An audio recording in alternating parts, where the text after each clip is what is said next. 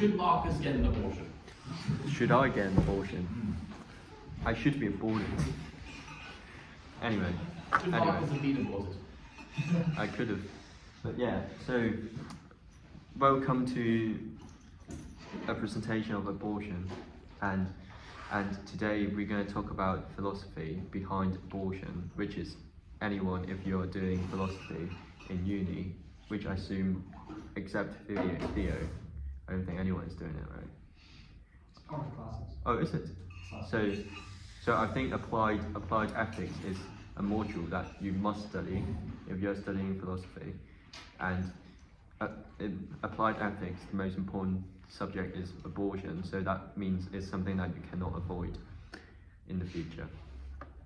Okay, so yeah, note this presentation only analysed the moral considerations, so we will not talk about any religious and political arguments in order to make it clear. So we're gonna keep it in a imaginary morality instead of a practical world. And because I was doing it in PPE last week, which we have a discussion at the end, but it will probably be easier if we do it if you just have your thoughts, just shout it out, shut up Marcus, and say it out, and I will probably reply. So the first thing is morality. Is it murdered? So this is a concept clearing. You have to understand is both sides of murder. It seems like the same concept is a total different one. The first one is a personhood argument. The second one is the murder argument. So the first one is if you murder a person, then isn't moral.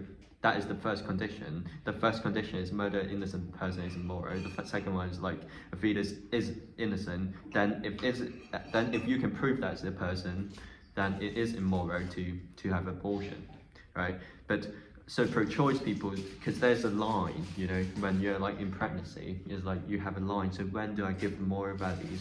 When is that turned into person? Which is the real question here. But the second one is different. Is the nature of murder. So it's the reasons they're trying to separate the concepts from personhood. Is why murdered itself is immoral. So if you apply that case to the baby, to the fetus, it will be moral. So it's a different one. And yeah, therefore, there you go. Next slide. Pro-life, pro-choice, middle ground, right? Pro-life. The most extreme form is any form of abortion is immoral, and the difficulty is you have to sort of define the nature of immorality. All right, the nature of immorality and maybe some social consideration, but we are not going to talk about this time in this presentation. And the second one is pro-choice. Pro-choice is consideration in both. The difficult point of that is that how do you define in the whole 9-month process of the personhood? How do you deny that is a person? That's really lovely. And the third one is the middle ground. As always, there will be a middle ground. He's probably what are these guys talking about? So you have to define what the exact moment to earn personhood, because that's the hardest point, isn't it? Because every second will be a different moment. So how do you know the exact moment? Because every second, or even you can turn it to really small moments. How do you know that moment before is not a person, but later it is a person? So there you go. Mary Rowan, one of the most famous philosophical argument for pro-choice, which is all the facts. This is her last final conclusion, and yeah, she thinks is a philosopher's job to sort of identify abortion is not just a social concept. It is a morality debate. So there you go. So that is not from Rowan, but it's common definition of personhood is a quickening. Quickening is one of the most common way to say the baby get personhood is based on a quicken, because it is sort of a religious idea, to be fair. Ages ago, the god blow the so like into the baby, and then it start moving and conscious. But the fact is that you can't prove that it's conscious just by moving, right? There's an interesting thing.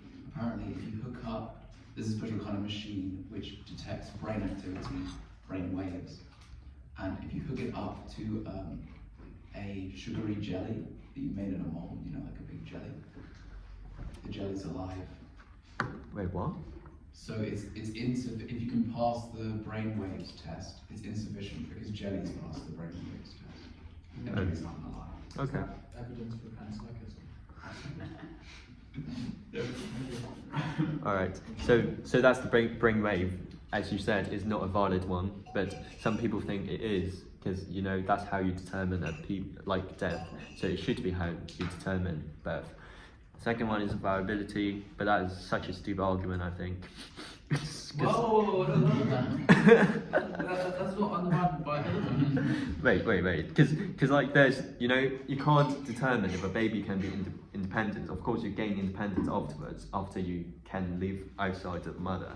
But that's determined by, you know, by factors that is not based on morality. It can determine factors like healthcare. Well, you can abort, at least in Britain, you can abort babies that can be saved if they are prematurely born at that time.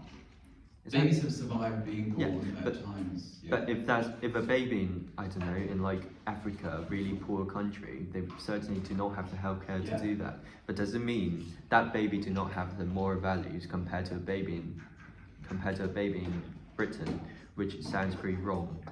But so I think it's a pretty bullshit argument, but anyway. So that's what Warren argued in 1973, which I wasn't born back then.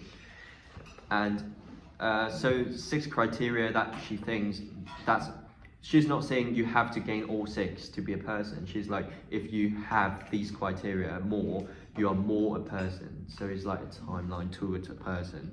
So spectrum. Yeah, it's a spectrum, exactly, it's a spectrum, and you know, all these things. And critics is, I mean, is a large concept, so there's, you know, there's no ends. And like newborn babies, literally newborn babies are similar in that criteria compared to like feathers, and there would be like basically no difference anyway. And you know, and there's marginal person, you know, some really old people will not have these 6 as well, doesn't mean any more value. And Warren here give an example on her essay is like, if you are using that 6 criteria, a fetus is the same as a goldfish. So if a goldfish stuck on your stomach, it will be moral to just remove it. So yeah, and this is definitely a pro-life argument. Like the most common pro-life argument is potential, right? If a person have the potential to grow into a person, to gain that personhood, and if you blocked that before it gains the personhood, then it is a disrespect towards the, you know, the liberty to expression in the future. And critics is that I can't really remember, but now I have to say it. Potential outcome determined by unexpected conditions. Blah blah blah blah blah blah. Furthermore, like if rated futures as the key factors, that means like your current moral values is determined by your future status. So it doesn't mean future is so that sort of mean that your future is the determination of your current values. So it doesn't mean like an old person will be morally less valuable compared to a newborn baby, because in the future it's nothing, but a baby features everything. Like, what if we found a star system that had all the right conditions to start life, and then we went to one of the planets and it was very similar to the early Earth, and it had like the beginnings of life, it had like single-celled organisms. Would it be immoral for us to just like scoop up those organisms? Exactly. Stop life from developing on that planet? Exactly. It's like, you know, it's like your hair. In the future, you might be turned like just one cell into a complete new person because of the advanced technology. Doesn't mean right now I can't cut my hair. And that sort of not really makes sense. So here's Don McQueen's is, possibly one of the most famous pro-life philosopher in the world, and he thinks like he gives you the ideas of future like ours. So why is his argument so significant? Is that he throw away the argument of personhood. He's like, we will never get an answer on the spectrum of what a person is, so that's why you can't kill it, or you can. That's why let's just throw that concept away. We talk about murder itself. So he sort of thinks like why he redefined why is it immoral to murder an adult. So like in current society, why is it immoral to murder an adult? And he thinks you take away his future option. It's not like the damage is towards the people that get killed instead of like a social norm that's like the people around him. So he thinks, he thinks like if you take away that before the expression of liberty, then it is immoral to do so. But one of the hardest things for him to do that is like he need to individualize the fetus in order for it to be a victim. So he need to victimize that baby, and it will be a difficult task for him because it might end up back to the personhood argument, isn't it? Like why is it a victim if it's not a person, if it's not conscious, and why is it? But a good thing about his argument is that because the baby do have a future like ours, that's what he called it, a future like ours, that's why it's immoral. So the good thing about this one is that it gives away all the exceptions. The marginal person will not be included in this case. It will only apply to the fetus. But Warren gives a counter of a thought experiment is like, imagine you got kidnapped by aliens and they have really advanced technology that they can make thousands, millions of copy of you. And she says like, is it immoral for you that if you can, you'd leave that experiment? And she thinks it is moral to do that, even though those thousands and millions of copies of you will have the same future like ours as yours, and probably really similar as well, because they are the exact same copy of you. And so that's the counter from Warren. And there you go, Thomson, most famous probably philosophy essay in the world, because as I said, everyone who studies philosophy will need to study applied ethics, and everyone who studies applied ethics will have to study abortion, and everyone who studies abortion will have to read this. So it is possibly one of the most famous and most referenced essay in philosophy. And so she's like, okay, I will give you that personhood, right? Like you pro-life people, you don't like the concept of us doing the personhood. All right, I will give it to you. That fetus is the person, all right? I will give that to you, even though she thinks like that's actually bullshit as well. But she's like, no, I will give it to you. I'm generous. So she gives you 3 thought experiments, which is like, I think we looked at that ages ago, which is the violinist one. So I don't have to explain that.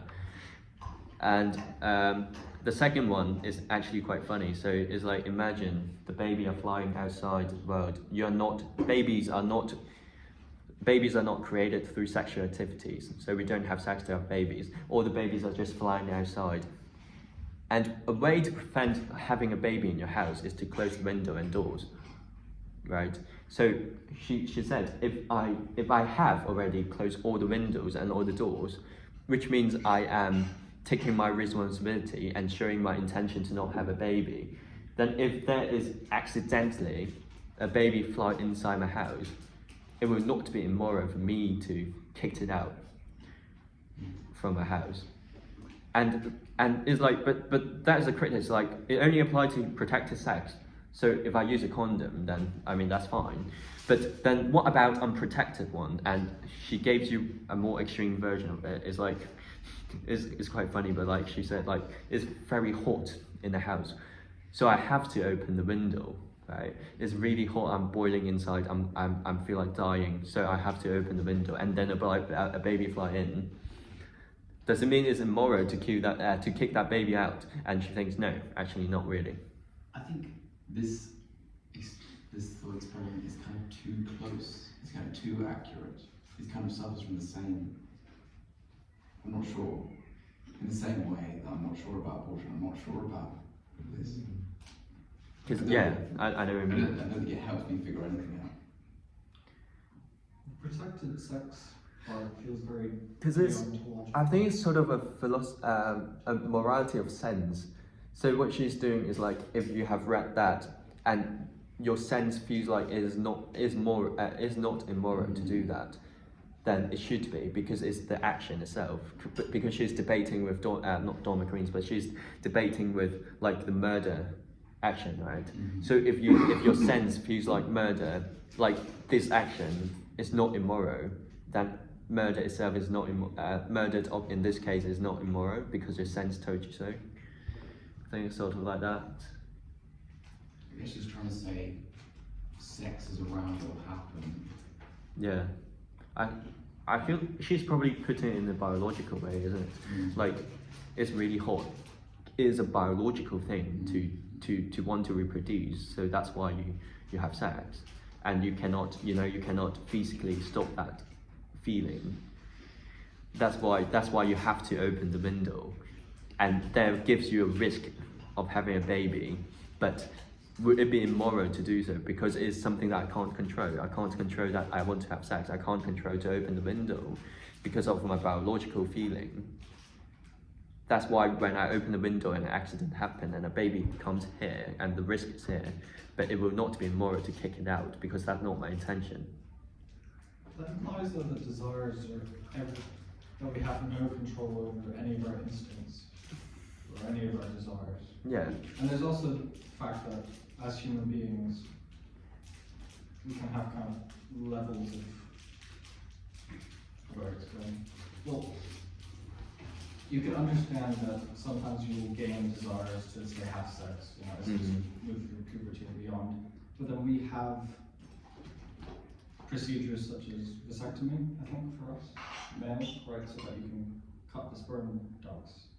But And use if that as a way of if that's human nature, is a biological fact for you to reproduce, then why would you try to control it when it's Because something? we're higher order, we are beings who have higher order thinking and able to reflect and even conceptualize the future and consequences to our actions, which is sometimes able to override our desires. Only sometimes. Only sometimes. I think But you can't, Yeah. if sometimes, you can't make a generalization then that every time the desire will. I think our development has made children a very burdenful thing because we know how good a child can become, so we want to make the life of a child really good. 40,000 years ago, just have children. It doesn't matter. Some of them are going to die. Just have children as soon as you can, and then that'll improve society, and then you just go out hunting and you But now it's like people want to have sex, and they want to separate having children and having sex. Yeah. So, Because I've heard of counter of that. I think it's very good actually. To that is like if sex itself is if the biological fact of having sex is that you can't control, is leading. You got another thing? I thought it was going to be an A-level here, but it's just a GCSE English language. Oh, Marcus, have you got your maths back? Yeah. What'd you I get? didn't get the paper. What'd you get? 90. 93. 93? Yes. Oh, you did well, Jesus. I got lucky with the question. Right, Yeah. So I have heard to counter if the baby itself, right? The baby itself is not a byproduct of having sex. It is the product of having sex. So the biological feeling to have sex is aiming towards having a baby. What about gay people? That's true. That's They very have true. sex, and that's Yeah. not the main scene. That is true actually. I think that's really.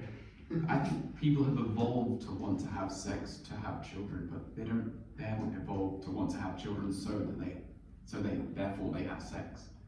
Do you know what I mean? I think people just want to have sex because of their biology. So it will turn the baby into a byproduct. If Yeah, kind of, because we can think about what we want. We don't need our instincts to control our life. Well, 40,000 years ago, we can't go, oh well, looks like our tribe is getting smaller. We should probably set up a program to get people to produce more children. We couldn't do that, so that's why we evolved to having instincts. So yeah, you know, we evolved to enjoy having sex so that we enjoy having children. You know, that's why. Have you ever met someone that says, oh, I've got a breeding kink?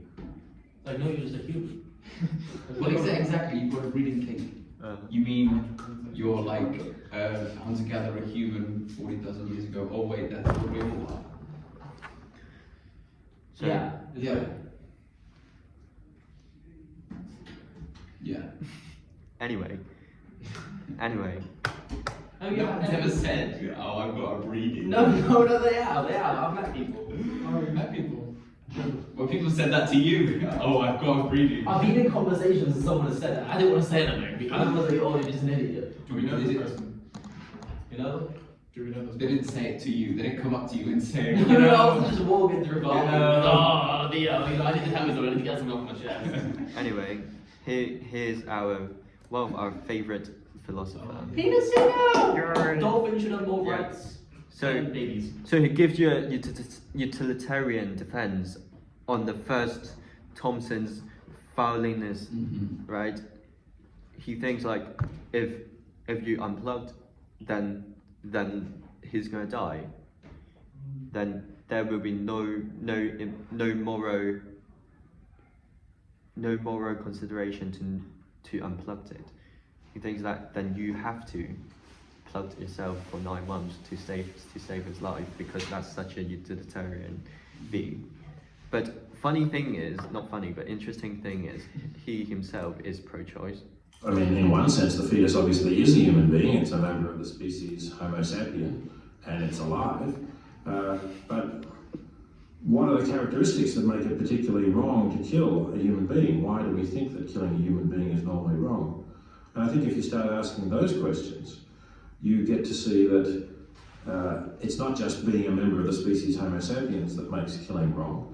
It's rather the fact that, you know, us, you and me, and anyone else listening here, is a being that has got certain capacities, can think, can want to go on living, you know, is aware of the fact that he or she is living and wants to go on living, and all of those things contribute to why we think that for someone, say, just randomly to shoot people in the street is a terrible thing. But none of that applies to the fetus. When most abortions are performed, the fetus is not even conscious, and it's certainly never a being who can think, I want to go on living. My goat. Yeah, So we should just kill all people who are in comas. I love his New Zealand accent, by the way.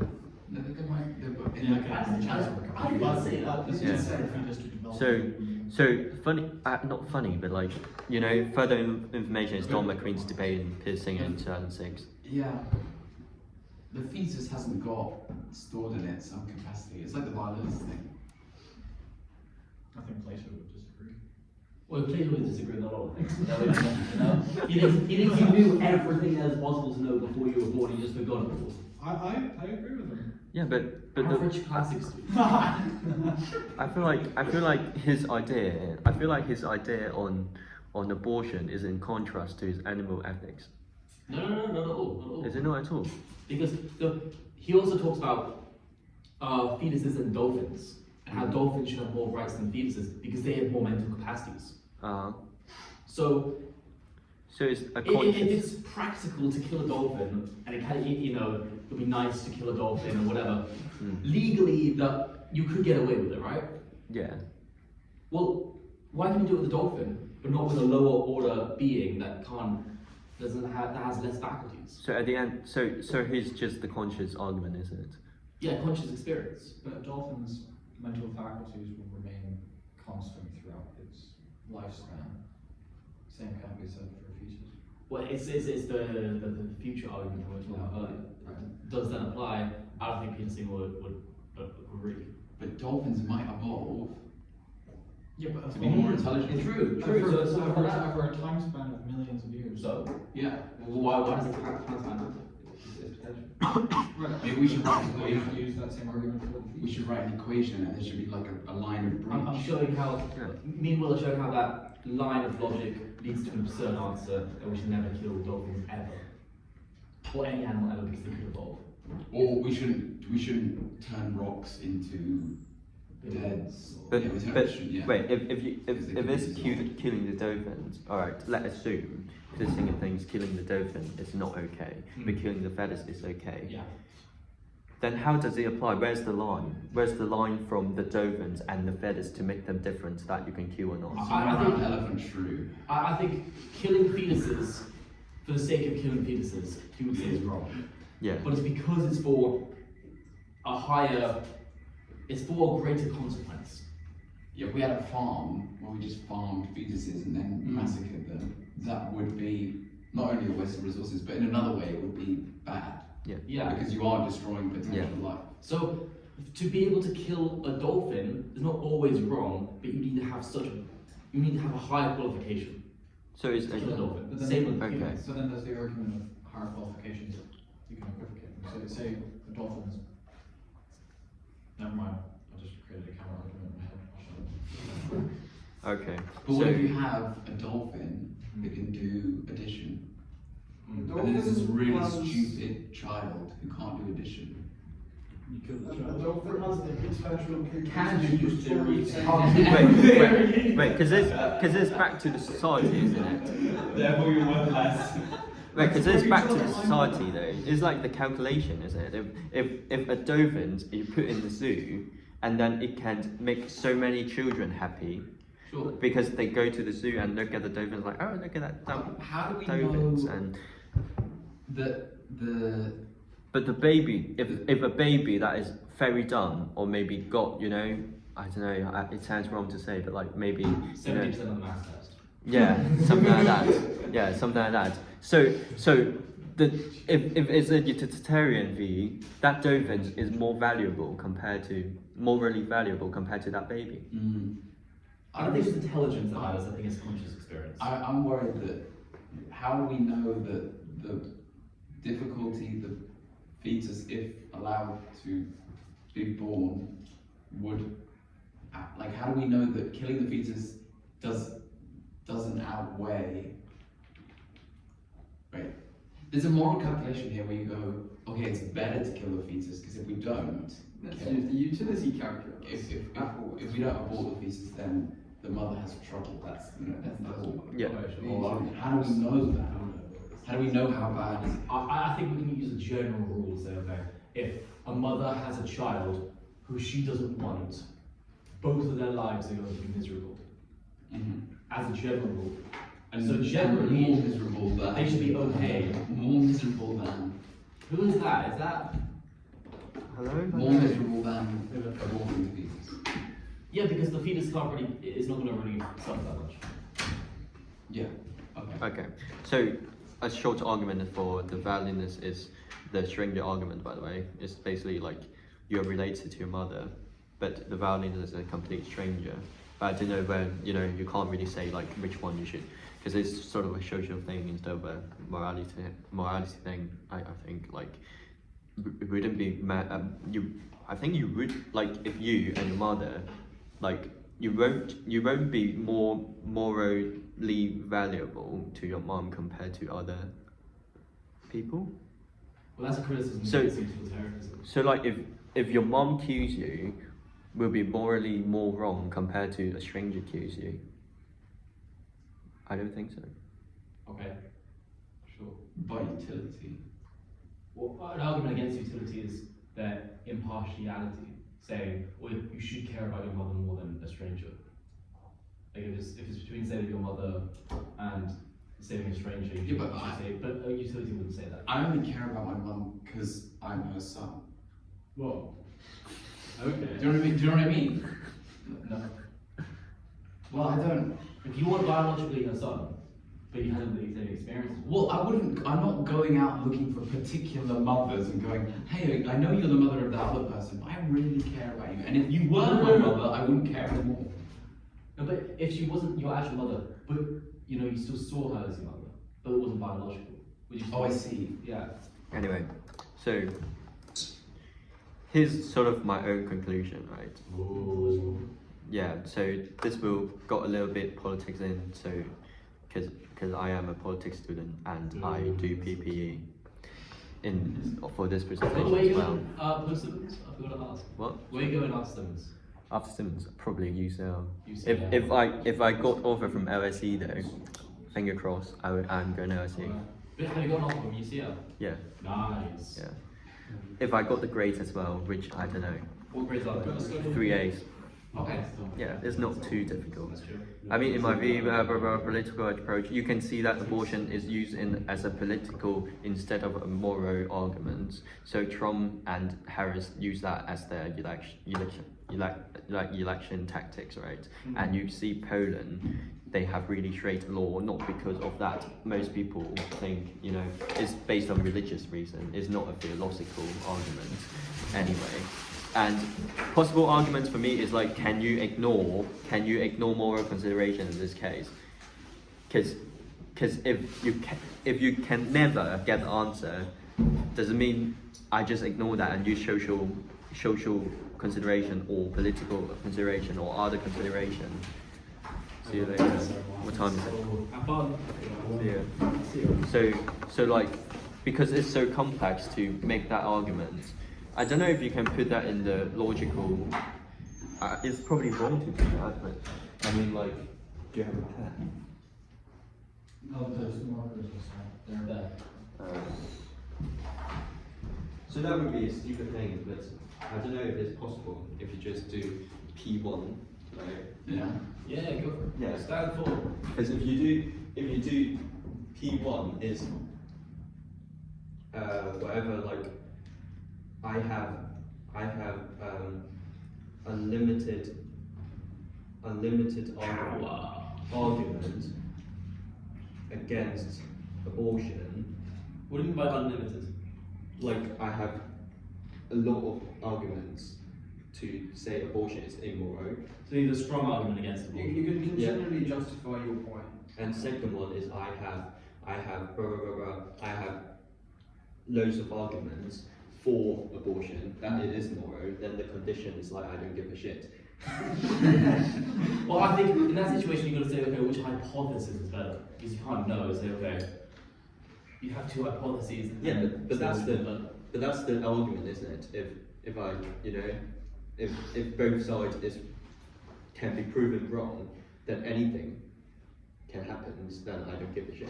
Well, no, you can't prove that the universe wasn't created. I'm good, thank you. Last Thursday, but it's a hypothesis. You could say, you know, I hypothesized that the universe was created last Thursday, Yeah. or I could hypothesize that the universe was actually created 13.8 billion years ago. Which is a better hypothesis? Well, the latter is. You can't prove or disprove them, but it's a better hypothesis. But it's sort of in contrast, though, you know, because both sides seems to have something right and something wrong. Then it's sort of in contrast because you are trying to prove one side is right and wrong, or wrong. So Yeah. But it doesn't mean we can't change anything until we know which one is right. Yeah, we can still make decisions. then, like under this situation, in current situation, when you haven't proved, can I just use other arguments that is not under morality to talk about abortion? Because I can't make up that mind yet. Are you talking about personally or like nationally on a political scene? Personally. Yeah, I mean personally, it's a difficult one. That's my conclusion. It's a difficult one. Nice. Just to gauge what our people's personal beliefs about abortion. We listen and we don't judge. Okay, so first question, if you got pregnant and you didn't want to you have never wanted to be pregnant, and you could abort without any health concerns, would you do so? I would heavily consider it. But if I don't want the baby, You've never wanted the baby, You and don't want anything more. I would do it probably. yeah. Yeah. I would heavily consider it. Okay, so everybody's leaning towards pro-choice.